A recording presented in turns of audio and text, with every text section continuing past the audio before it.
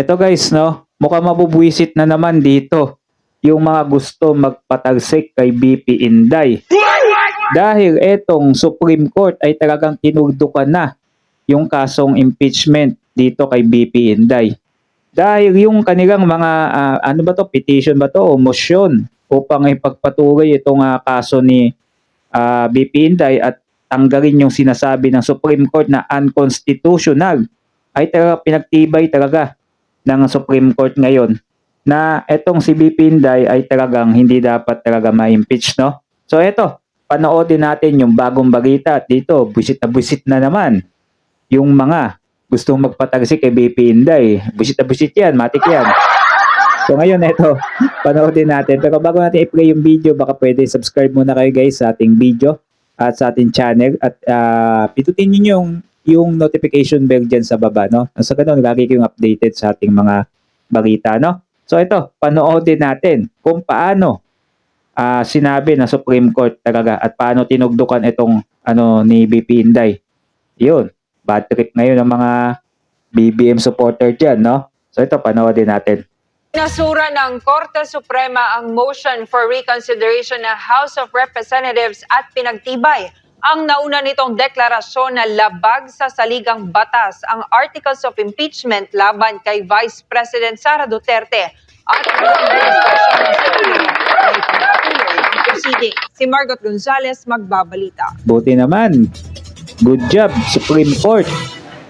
Tuluyan ang tinuldukan ng Korte Suprema ang usapin sa legalidad ng Articles of Impeachment laban kay Vice President Sara Duterte matapos itong ibasura ang motion for reconsideration ng Kamara na humihiling na baliktarin ang kanilang naunang deklarasyon na unconstitutional ang reklamo at gawing valid ang Articles of Impeachment.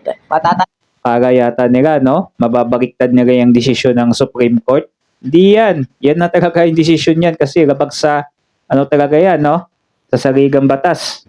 Ang naunang desisyon ay nakakuha ng unanimous vote mula sa mga maestrado at sa unanimous pa rin na boto ng SC Justices ngayon, pinagtibay ng kataas-asang hukuman ang deklarasyon nito noong July 2025 na lumabag sa one-year bar rule ang ikaapat na impeachment complaint na nai-transmit ng Kamara sa Senado noong February 25, 2025 at walang Wala kayong kadala-dala, restriksyon ang mataas na kapulungan ng Kongreso na ipagpatuloy ang impeachment proceedings. By a unanimous vote of all those participating, the Supreme Court en banc denied with finality the motion for reconsideration filed by the House of Representatives, which sought to reverse the Court's July 25, 2025 decision that declared the articles of impeachment against Vice President Sara Z. iyak na naman si Trillanes tsaka Hontiveros dito. Duterte unconstitutional. It affirmed that the fourth impeachment complaint transmitted to the Senate on February 5, 2025 was already barred by Article 11, Section 3, Subsection 5 of the Constitution. Ilan sa mga binigyang linaw ng SC sa desisyon ay deemed initiated ang naunang tatlong impeachment complaint na natanggap ng House of Representatives kahit pa hindi inilagay ng Kamara ang reklamo sa Order of Business sa loob ng 10 araw ng sesyon. Sa ilalim So dito, tuluyan na talagang tinugdukan, no, ng Supreme Court.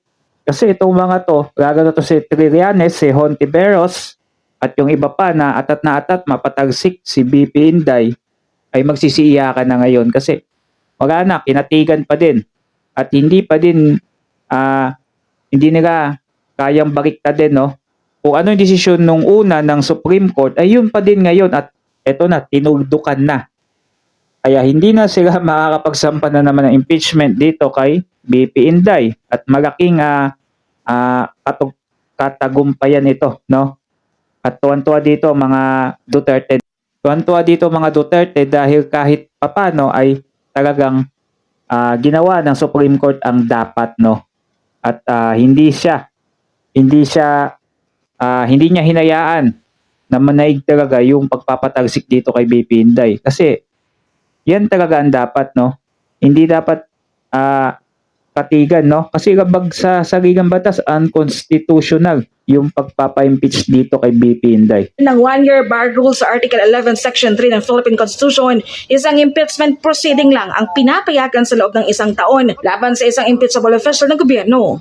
This decision of the court made sure that the constitutional rights are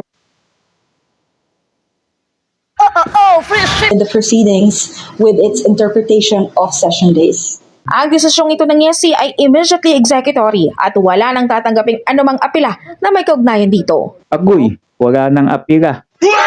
Iyak na talaga. Ang mga gusto magpa-impeach kay BP Inday, talagang tinugdukan na talaga, no? Hindi na pwede, wala nang ibang gagawin, no? Hindi na sila pwede talagang umapira.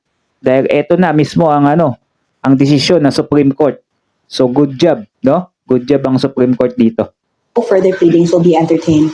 Samantala, kinikilala na naman ng defense team ni Vice President Sara Duterte ang desisyon ng YESI na nagbabasura sa apela ng Kamara. Nagpapasalamat ito sa malinaw na gabay na inilatag ng Supreme Court patungkol sa tamang proseso at hangganan ng impeachment complaint.